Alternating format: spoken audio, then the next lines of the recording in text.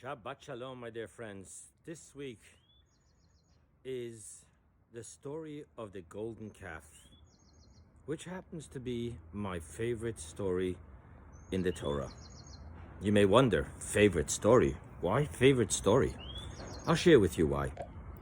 Because when the Jewish people made the golden calf, Moses was on top of the mountain, and we find something very amazing. First and foremost, we always feel that Moses is God's favorite, the servant of God. God says he's trusted in my whole house. And, whenever there's favorites, it leaves the rest of us feeling a little bit, And this week, God tells Moses, go down.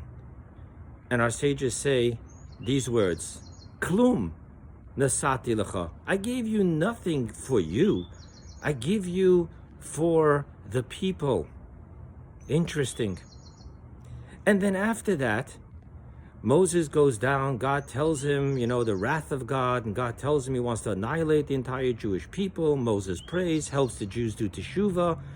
And then there is the most loving moments you will find in the Torah. Moses asks God, reveal to me your glory. Moses asks God, promise me that you alone will take the Jewish people, not through a messenger. All these moments, these most beautiful moments, are the outcome of teshuvah. The Jewish people did sin, and the Jewish people did teshuvah. So why is this my favorite story? I'll share with you why. The secret to the Jewish eternalism, Jewish survival, is not the stories of the righteous. Not all of us can be righteous.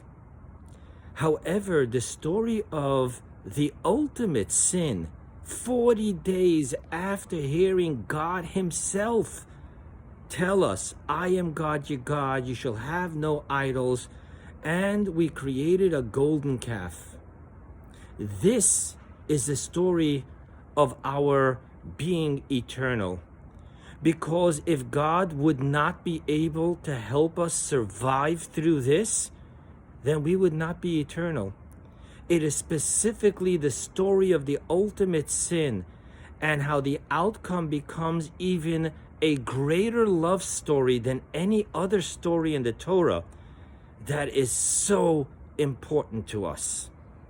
We were born to make mistakes so that we can do teshuvah and reach deeper and greater love with God.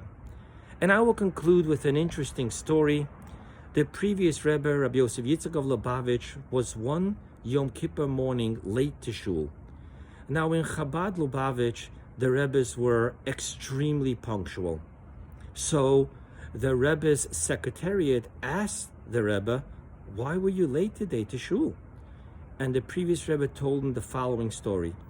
He said, on the way to shul, I passed by an open window of another shul, and there was someone there that was Yom Kippur davening with passion.